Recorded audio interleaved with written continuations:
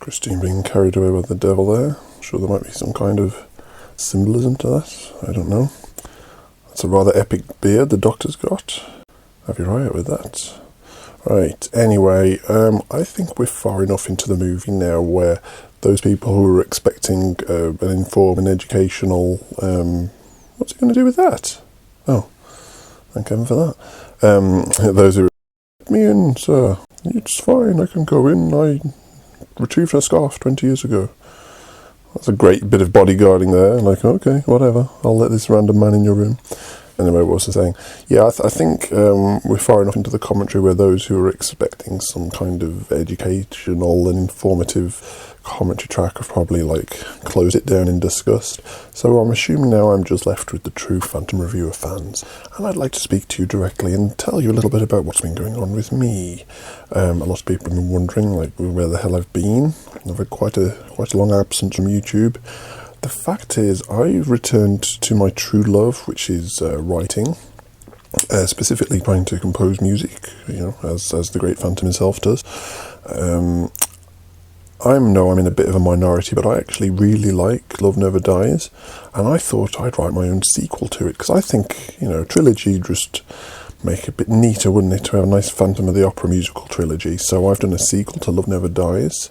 I haven't got a title for it just yet. I was thinking of calling it The Phantom of Hollywood, but then apparently that's already been taken by a crappy Jack Cassidy movie. My basic idea is it's set 10 long years after the original thing in Love Never Dies.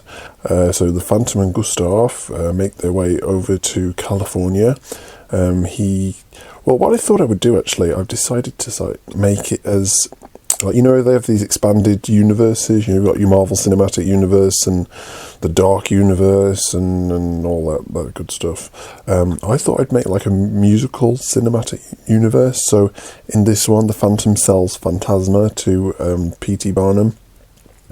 And then, Eric invents moving pictures and makes the very first Hollywood movie production company, which is called Half Messed Up Face Studios. So him and Gustav are directing films and everything and basically invent Hollywood. That's why he's called the Phantom of Hollywood. And then, like I say, it's like an expanded universe, so it ties in with other Lloyd Webber musicals. So the Phantom has a relationship with young Norma Desmond and sort of boosts her as a star. And then they kind of get married, and then it turns out Eric is the old butler at the end of Sunset Boulevard who lives with Norma Desmond, that's him, because she had so much money that she could fix the one half of his messed up face. And then I thought I could put other stuff in, there's references to Phantom of Manhattan, there's that priest, Father Irish O Stereotype, he gets to have that conversation with Jesus Christ Superstar. There's a scene where they take a train and the song from Starlight Express, Freight is great, is on it, and Skimble Shanks the railway cat shows up at one of the stations. It's really great. Anyway, because I live underneath the Paris Opera House anyway, I thought I'd take a little journey to the south of France, and I turned up at Andrew Lloyd Webber's chateau to see if he would, meet with me about it. He didn't let me in. Unfortunately, I was stood by the gates for quite some time in the pouring rain. It's a beautiful chateau, by the way. It's got an awesome floodlit 20-foot golden statue of a nude Sarah Brightman with her eyes all big and staring and her big lips and everything, and I don't think he's over her, to be fair. I think he still holds a candle for her, many candles indeed, enough to light the Phantom's lair. But he would not see me at all, and in the end he sort of called the authorities on me and I got took away. In the end, he decided not to press charges or sue me because, he's got enough money. So ultimately that did mean that I was taken away by the French authorities and was beaten severely. And then in the end, I was taken away to a special secure facility. That's where I'm actually recording this commentary from right now, to be honest. Basically, they call it a special treatment centre for the differently sane. But it's quite nice. In fact, to tell you the truth, Joseph Bouquet's looking a bit well hung there. Get it? Yeah, okay. what was I saying? Yes, I actually quite like it here. I've got a bit of a thing going with one of the nurses, quite a hot young nurse. She reminds me a little bit of Jenny Agutter. And before I get put on any registers for, those kind of people, I'm not referring to Jenny Agutter from The Railway Children. I'm referring to her in Darkman. Do you remember in Darkman, she was that nurse? Do you remember when Liam Neeson got all horribly burned and fished out the water? And then she performs all that, unethical, random surgery, experimental surgery on him without his permission, and then sticks him on a big rotating thing that goes round and round, upside down, and then she comes along and brings a load of medical students to go up at him and then says, we've done all this surgery on him, and here, look, I just take this scalpel and jab it in his leg, and he can't feel a thing. I'm like, what the hell was up with that? So that was a weird scene. In addition to his 99% burns, now he's got a great big cut in his leg. What kind of hospital is this? I mean, no wonder Trump tried to get rid of Obamacare, if that's what it's like. But, it was a bit like that. It was all a bit experimental, and some unethical things happened, I must admit. This nurse, Agatha, she's got a bit of a kink. She likes really ugly men, like me. And she took me down to the observation room one day, and I was in my little hospital frock, and she made me disrobe, and she's a bit like that Duchess Josiana out of The Man Who Laughs. She's got a thing for really, really nasty men. And then she just told me to strip off completely. I stood before her totally naked, and she went, "Oh, it's gruesome." And then she stripped off, and what do you know? It grew some more. So yeah, we had our fun. It was good times. But I've had some good treatment, and they've helped me reconcile some things from my past, and I would like to tell you what I've discovered about my past, because my memories are a bit hazy, and there's been quite a bit of confusion on my channel. For instance, you probably know that in the beginning, from my very first seasons of Phantom Reviews, I was reviewing from the Opera House, but then when I gave Christine the choice to watch Dario Argento's Phantom again, or blow up the Opera House, turn the grasshopper, or the scorpion, whichever one it was, she chose the button that blew everything up. But then in my later seasons, after I had my brief stint in London at the Adelphi Theatre, then I'm back at the Paris Opera House, and people, nerds, they've been saying to me, how did they rebuild the Opera House so quick? What's up with all that? And truth be told, well, I might as well tell you now, because we're in a boring part of the film, not much is going on. Let me tell you the true origins of the Phantom Reviewer, and you may not be aware of this. How do I start? Basically, I'm just a regular guy like you. I just really, really love Phantom of the Opera, that's all. There's nothing wrong with that, is there? But I love it so much, I just wanted to become the Phantom. And so I went to some plastic surgeons and said, "Can you make me look like Lon Chaney?" And at first they got a bit confused, didn't know who Lon Chaney was. The girl in the receptionist, she's only 18, she doesn't know anything. She put me down to look like Dick Cheney, so I paid a lot of money to get that fixed. But yeah, apparently it's really unethical to modify my face to look like the Lon Chaney Phantom. I did try a few different places. In the end, I found this back alley place run by some, I think they're called Compraccios. There was a Dr. Hardequan who had a little go at my face with some power tools. It was hard to get the noseless look. He sort of put a Black & Decker drill into my nostrils and turned it on full power. So there's dark times for me, but the end result was pretty good. I had a face that looked like Lon Chaney's Phantom, and I settled beneath the Paris Opera House and did my reviews, as I'm sure you're all aware. However, apparently, what my psychiatrists have said, that I've just told you is true, and that happened, but beyond that, I think what had basically happened, I started watching Phantom movies, and then I watched the Dario Argento Phantom movie, And round about that time, it unhinged my brain so much that I had a total breakdown. And then what basically happened, I sort of invented in my mind like a total fantasy world where, like, this singer Christine that I took down and did movie reviews with, apparently she doesn't exist. Like, all that time I'd been talking to myself, like watching films on my own and imagining Christine was there, because my brain had become so unhinged I actually thought I was living in a phantom movie. Then the whole thing with the Opera House blowing up, that never happened, because as you can see, the Opera House is still with us today. You know, you can visit it. So as I started to realise that an awful lot of like the last 10 years never happened. Like, it was all in my head, it was all a dream.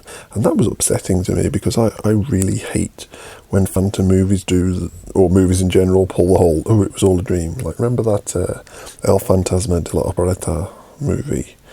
That did that. So that was upsetting when I found that my life is a movie cliche. But yeah, apparently all this time I'd been talking to myself. I'd done one or two crossovers with real people who exist, you know, like Alyssa Hansen and, you know, Ryan Bijan and those sort of people. But, you know, the whole Maria Cornetto thing, apparently she never existed.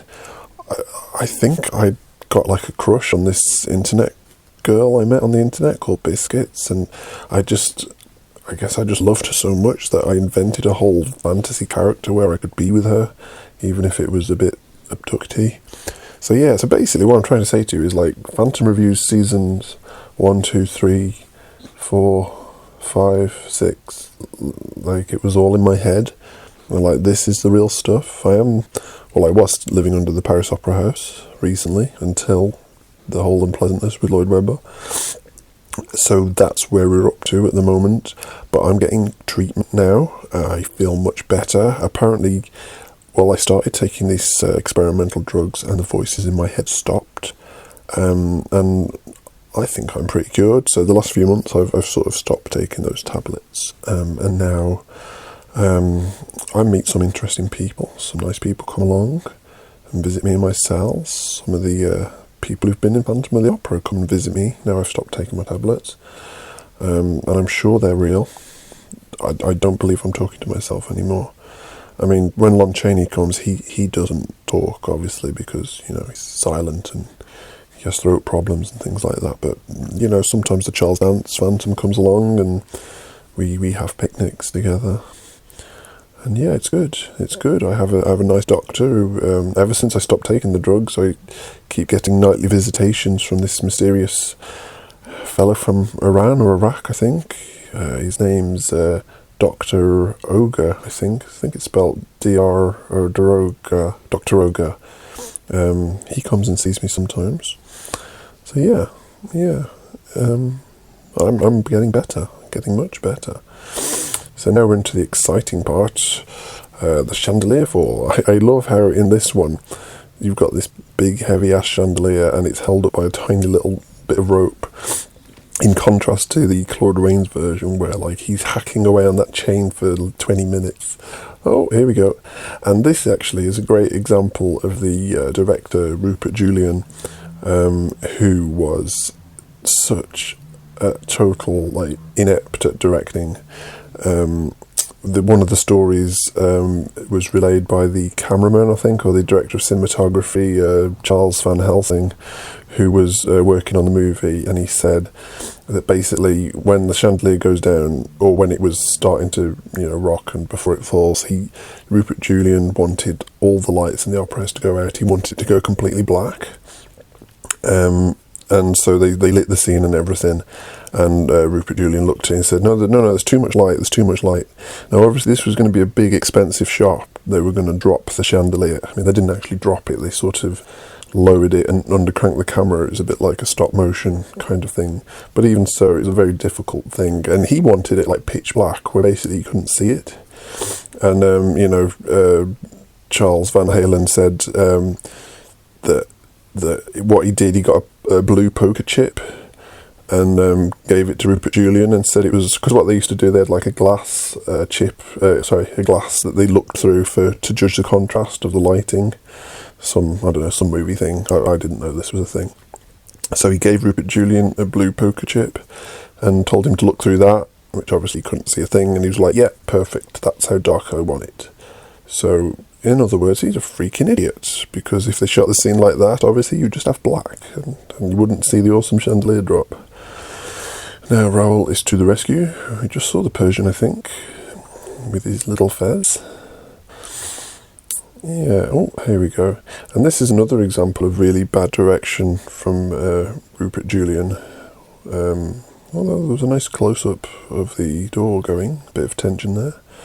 Because if you look in the original script for this movie, when the way it was written, when Christine goes through the mirror, she's supposed to see different reflections of herself, and as the doorway, the portal opens up, it says about like there's all these reflections of her trembling, and then they start to duplicate, and then there's like thousands of Christines all shimmering, and like you can imagine that would be like a really cinematic, beautiful moment. But here, like she literally just walks through it side on view, and it looks really terrible.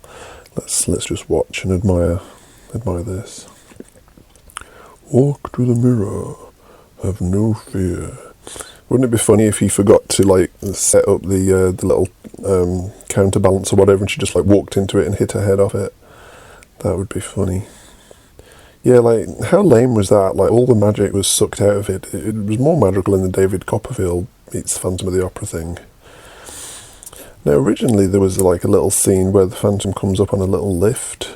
You can actually see it, funnily enough. And if you look at my David Copperfield Phantom review, you'll see it at the start of that. And that little deleted scene, it only exists in the trailer. It was cut out probably after one of the first previews, because it was kind of a lame introduction to the Phantom. This one is much better. And there are rumours that because Rupert Julian was such a garbage director, that the majority of the scenes with the Phantom in it were directed by Chaney himself, with camera positioned. Certainly for the Unmasking, that seems to be the case, because it seems like a different movie. Whenever the Chaney's in it, it's suddenly so much more interesting. There's really good camera placement, the lighting's great. And there he is, Chaney. I love that kind of half porcelain, creepy doll face that he's got with the little wisp of fabric underneath it. And there's some really cool direction here as well, because you see things from Christine's perspective, and it starts to sort of blur out of focus, like she's on the verge of passing out, or that she's going into a dream. And I just love the set here and the shadows, and it just looks so like classic Universal horror. It's this bit where it's all going blurry, I think.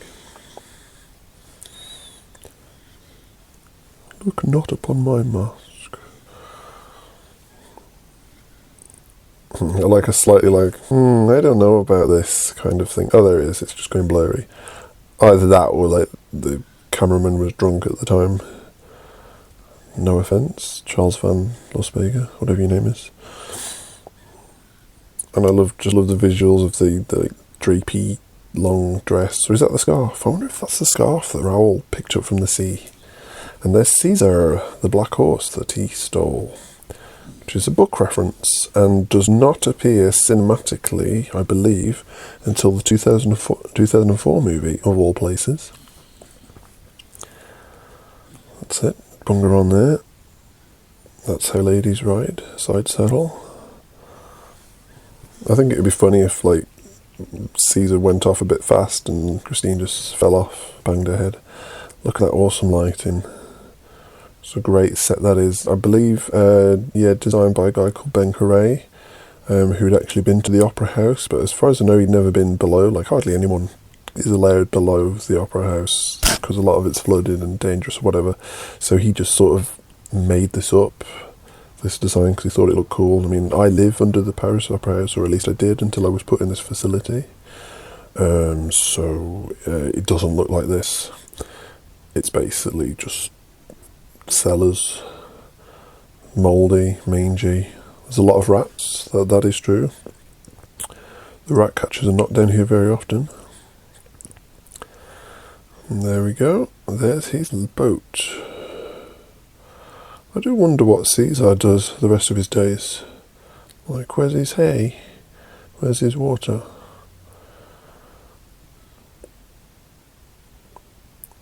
Now this scene, I'd recommend if you was going to like buy a version of it. Oh, I don't remember that happening. Clong. That's setting up his little alarm system.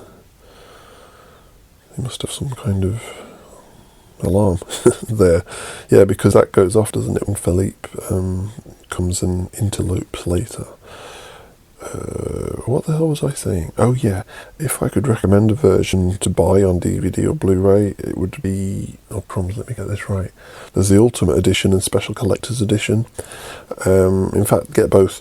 But yeah, I think the Special Collector's Edition is a 2-disc one. It has this version, which is the 1925 original, but it's got like the bad quality print, similar to what we're watching here. But there's a really nice musical soundtrack on the Special Collector's Edition by Carl Davis, if it's the photoplay version, and it's particularly this scene has got some really beautiful music in. But another common one as well is by Gabriel Thibidibidou, something like that, and it's actually quite a good soundtrack generally. I really like the Phantom's theme and something, the Unmasking music. There's some really great music in it, to be fair. But this scene, if you've seen one of my other reviews of it, like I play an extract from it, and it's just drony, and the music goes...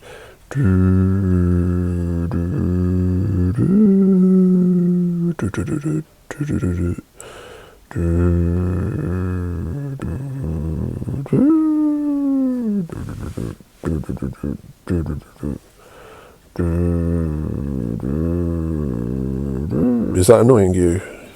Well, good, because it annoyed me, because it's like the scene goes on for like 8 minutes, and yeah, I just hate that.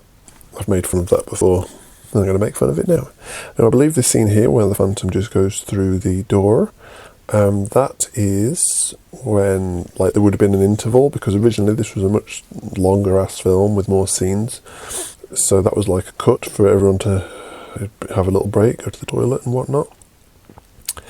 And I think that's a good enough place as any for me to take a break. So in our next video we've got all sorts of good stuff. It's like when the film starts getting quite cool, isn't it? We've got the unmasking, we've got the masked ball sequence, and the Persian comes, and yeah, it should be fun. Maybe I'll tell you a bit more how my treatment's going. Maybe we'll have a little chat with Dr. Ogre if he makes one of his visits. Yeah, he's been coming a lot since I've stopped taking the drugs. It's amazing the amount of people who've been coming to see me. Maybe I'll introduce you to them next time. I'm feeling sleepy.